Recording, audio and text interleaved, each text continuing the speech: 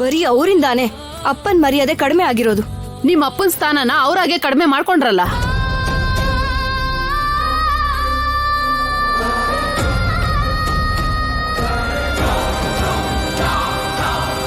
ನಿಮ್ಮಪ್ಪನ ಸ್ಥಾನನ ಇನ್ಯಾರೋ ಯಾಕೆ ಕಡಿಮೆ ಮಾಡ್ತಾರಮ್ಮ? ಅವ್ರ ಸ್ಥಾನನ ಅವರೇ ಕಡಿಮೆ ಮಾಡ್ಕೊಂಡ್ರು. ಏನ್ ಮಾತಾಡ್ತಾ ಇದ್ದೀರಾ? ಏನು ಗೊತ್ತಿಲ್ದಂಗ್ ಮಾತಾಡ್ಬೇಡ ರಾಜಲಕ್ಷ್ಮಿ. ನಿಮ್ಮಪ್ಪ ದೇವಸ್ಥಾನಕ್ಕೆ ಹೊಲ ಕೊಡ್ತೀನಿ ಅಂತ ಹೇಳಿದ್ರು. ಕೊಡ್ತೀನಿ ಅಂದ್ಮೇಲೆ ಕೊಡ್ಬೇಕಲ್ವಾ? ದುಡ್ಡಿಗೆ ಯಾಕೆ ಆಸೆ ಪಡ್ಬೇಕಿತ್ತು? ಅತ್ತೆ, ನೀವು ಕೂಡ ಬೇರೆಯವ್ರ ತರ ಮಾತಾಡ್ಬೇಡಿ. ಸ್ವಲ್ಪ ಯೋಚನೆ ಮಾಡಿ. ನಮ್ಮ ಅಪ್ಪನ ಬಗ್ಗೆ ನಿಮ್ಗೆ ಗೊತ್ತಿದೆ ಅಲ್ವಾ?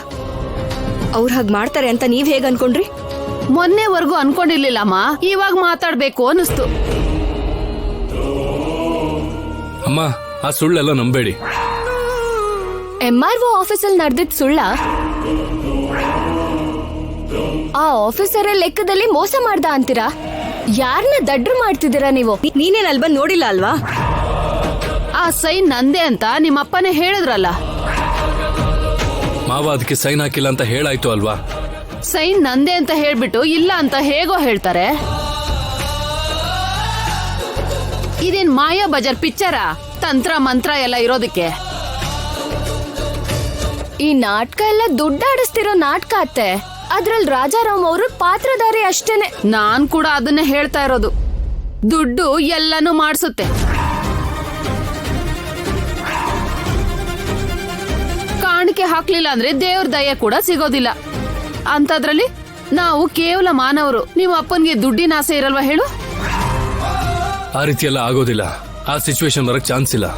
ಏಯ್, ಮನೇಲಿ ಸಾಕೋ ಹುಲಿ ಕೂಡ ರಕ್ತದ ರುಚಿ ನೋಡೋವರೆಗೂ ಸಸ್ಯಾಹಾರಿನೇ ಆಗಿರುತ್ತೆ. ಒಂದು ಸಲ ರಕ್ತದ ರುಚಿ ನೋಡಿದ್ಮೇಲೆ ಅದನ್ನ ಸಾಕ್ತವ್ರು ಅಂತಾನು ನೋಡಲ್ಲ.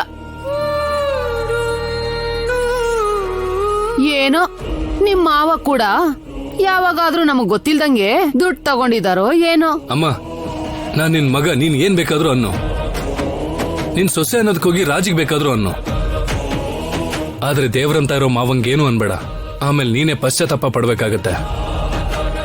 ಇತ್ತೀಚೆಗೆ ಮಳೆ ಸರಿಯಾಗದೆ ಬೆಳೆ ಬೆಳೆದೆ ನಷ್ಟ ಆಗಿದ್ಯಲ್ಲ.